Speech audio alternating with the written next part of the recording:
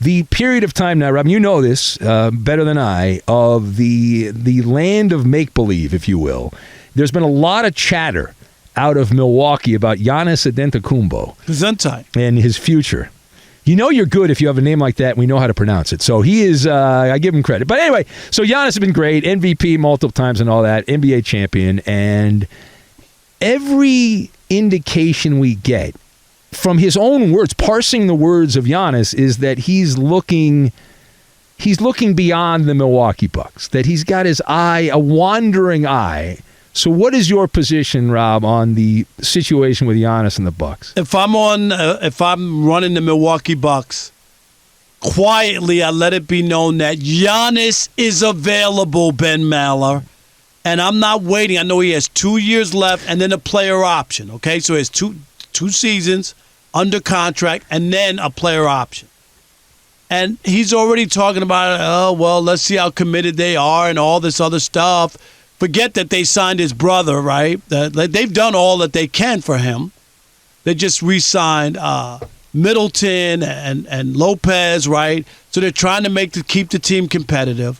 Giannis didn't play that well in this past postseason, so Budenholzer got fired. Yeah. So the whole idea is, if you're the Milwaukee Bucks, don't let this guy dip out on you when he's ready to go, and he's going to pigeonhole you like Damian Lillard did to the Portland Trailblazers, right?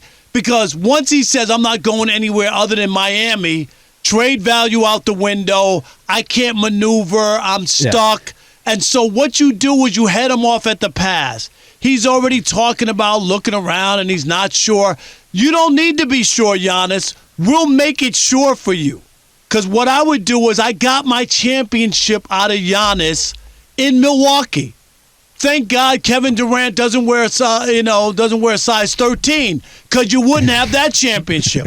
He beat Milwaukee at the buzzer in a Game 7, but his toe was on the line and they lost in overtime. So you get your championship and you move on. The best deal you're going to get for Giannis is the unexpected deal when you make him available and nobody thinks you would trade him. It's now. It's not during the season. It's not at the end of next season. It's not into the second year where he's still under contract. Because all he has to do is open his mouth and say, I only want to play for the Knicks. I only want to play for the Lakers. I only want to play for the Heat. And guess what? You have no leverage. Yeah, but listen, if I'm on the other side of the aisle on this one, Rob. If I'm the Milwaukee Bucks, I'm gonna keep Giannis as long as he's contractually obligated, because you're going to trade Giannis for pennies on the dollar. No, you won't. You are. You're gonna get scratcher tickets, lottery picks. Who you don't know whether those players. The chances of getting a guy in the lottery that is as good as Giannis, a multiple-time MVP, very slim.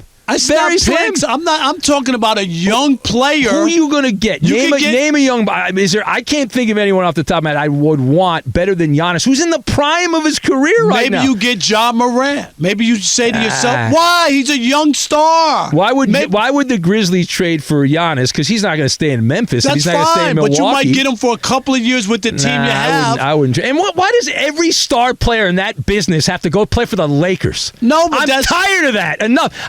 There's a story out today I just saw. Well, it's always the Lakers and Knicks are always mentioned. Here you go. This is bad news for your Knicks, though, because Front Office Sports reporting that Giannis is investing in a golf club in Los Angeles.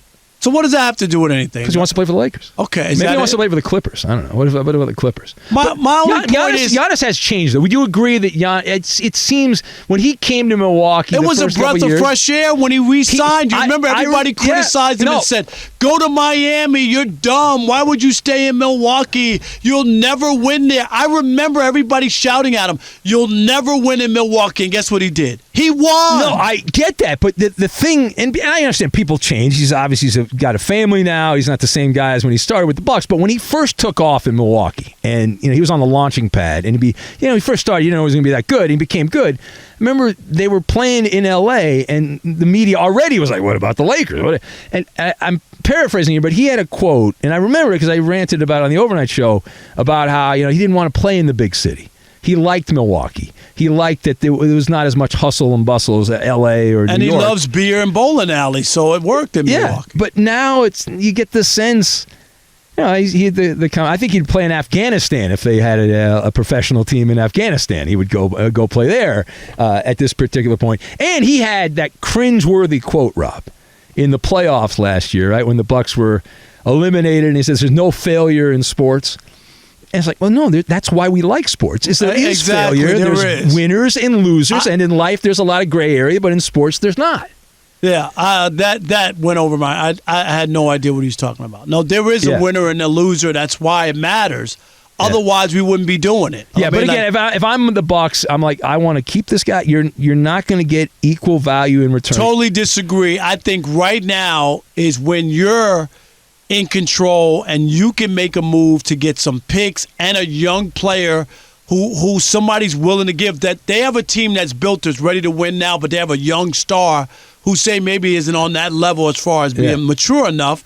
You make that move, but you work you work from a strength, not at a disadvantage. Once he opens his mouth and says he doesn't want to go to certain places, Ben, now you're getting pennies on the dollar because Lillard, you can't go anywhere. That's what the Lakers did that to when AD came from New Orleans. It hamstrung them. Yeah, but like Damian Lillard is still in purgatory in Portland. Well, right? because what he did limited what the Trailblazers could do.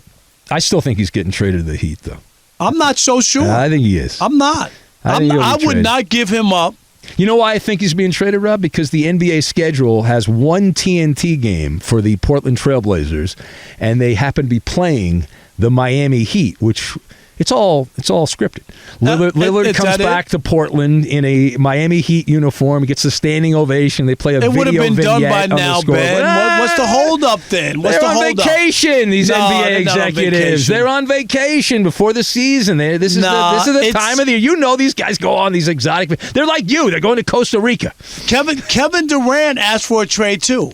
And Kevin Durant didn't get a trade because they couldn't get a viable deal that made sense. No, I'm talking about in last offseason. Sometimes it takes longer. Okay, sometimes it takes longer. If you're Portland, I'll trade you, but I'm going to get the maximum deal that I could get to give up a player of his ilk. It doesn't make sense. And if Giannis is already talking about going somewhere else instead, either Pat Riley said something when he coached the Knicks, and I'll never forget it. Either you're in or you're out. There's no straddling the fence. There's none of that. Either you're in with what we're doing here or you're not. And if you don't want to, I tell you, Ben, once your wife tells you, okay, she wants to date other people, I'm changing the locks. I'm changing the locks. That would definitely be a problem. What? That would be problematic. But it's like the old line from Rick Pitino. If Giannis leaves, he's not coming back through that door, right? I mean, the Bucks. That's okay. They got what they wanted out of him, which was a championship, the same way they got one out of Kareem 50 years ago.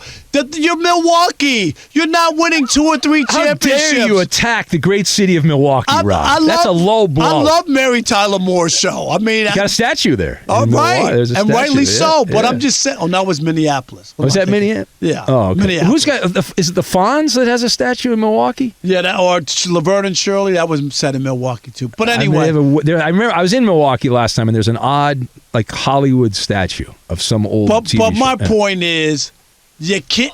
The Fonz. I'm right. The Fonz. In Milwaukee. Yeah. But the point is, you can't allow the player to pigeonhole you.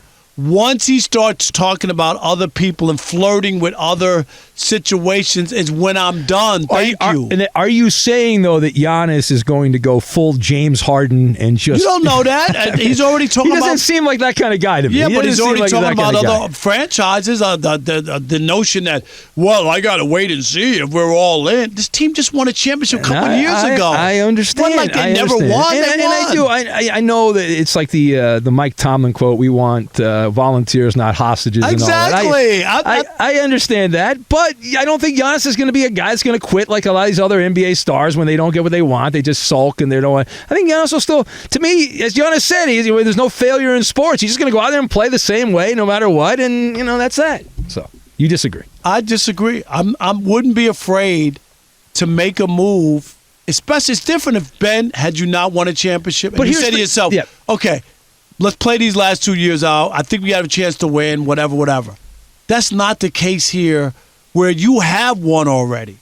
And you can get a haul for Giannis, especially if you don't go out and broadcast that you're trading him.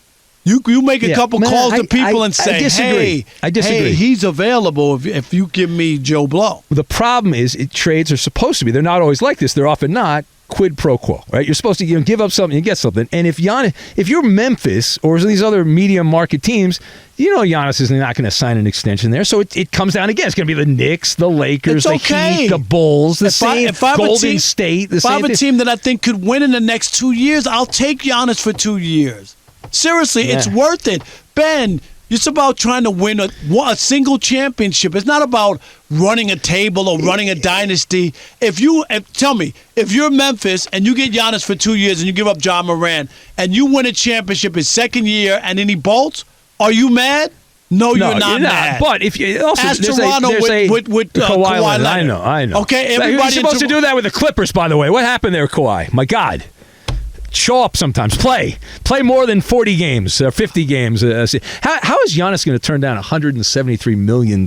He's eligible for $173 million. We saw Juan Soto turn down $440 million, fully guaranteed. I would need therapy. How many contracts? Oh my God! Is he ever going to get that deal again? No, you're right. All right.